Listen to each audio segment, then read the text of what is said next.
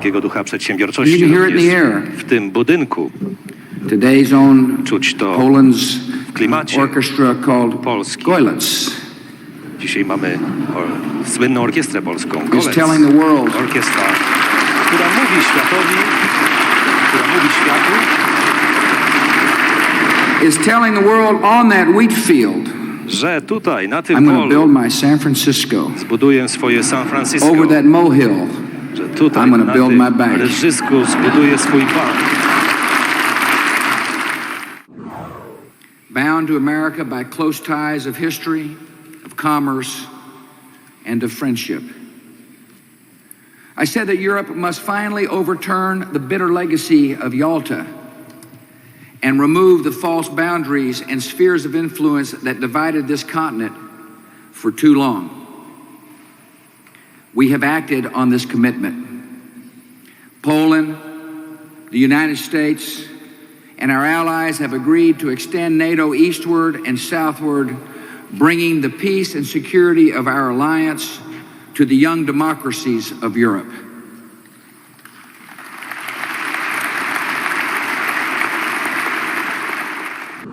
I have made clear what you just made clear, Mr. President. The system we have proposed is not directed at Russia. Indeed, we would welcome Russian cooperation in missile defense. We think it makes sense to have and I proposed and he accepted a working group, people from our State Department, Defense Department, and the military to discuss different opportunities and different options, all aimed at providing protection for people from rogue regimes who might be in a position to either blackmail and or attack those of us who live in free society. Chciałbym tylko krótko powiedzieć, że jestem bardzo wdzięczny panu prezydentowi Komorowskiemu za jego gościnność, za gościnność Polaków. Większość z nas w ubiegłym roku już się spotkała, mieliśmy okazję rozmawiać, była to wspaniała rozmowa, a dzisiaj oczekuję, że podczas tego bankietu będziemy mogli szczerze wymienić poglądy. Widać, że od tamtego czasu dokonał się niezwykły postęp. Niemcy są zjednoczone, kraje Europy Środkowej i Wschodniej to mocne, pewne siebie demokracje. Europa jest bardziej zjednoczona, zamożniejsza i bezpieczniejsza. Nie wolno nam nigdy zapomnieć, że iskrą, która wywołała później tyle rewolucyjnych zmian, to właśnie pobudzenie się nadziei wyszło właśnie od was, od Polaków. Dzień dobry. Dziękuję, panie prezydencie, za pana ciepłe powitanie.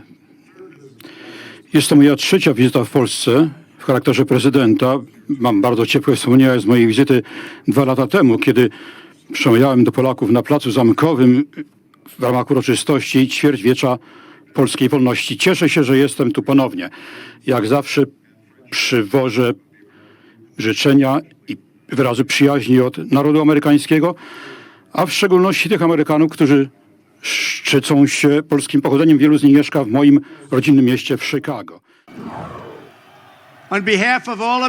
W imieniu wszystkich Amerykanów chciałbym podziękować również całemu narodowi polskiemu za szczodrość podczas powitania naszych żołnierzy. Oni nie tylko bronią wolności, są również symbolem zaangażowania Stanów Zjednoczonych w wasze bezpieczeństwo i w zapewnienie silnej i demokratycznej Europy.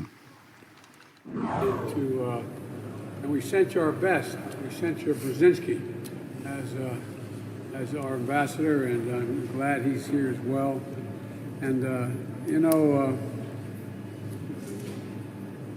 as you and I have spoken before, Mr. Ambassador, Mr. President, the single most important thing that we can do from the outset is keep the democracies united in our opposition and our effort to curtail the devastation that is occurring at the hands of a man who, I quite frankly, think is a war criminal. And I think it will meet the legal definition of that as well. But I want to thank everyone and I think it's been a surprise.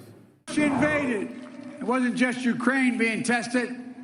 The whole world faced a test for the ages. Europe was being tested. America was being tested. NATO was being tested. 1 year into this war, Putin no longer doubts the strength of our coalition, but he still doubts our conviction. He doubts our staying power.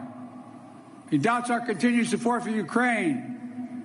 He doubts whether NATO can remain unified.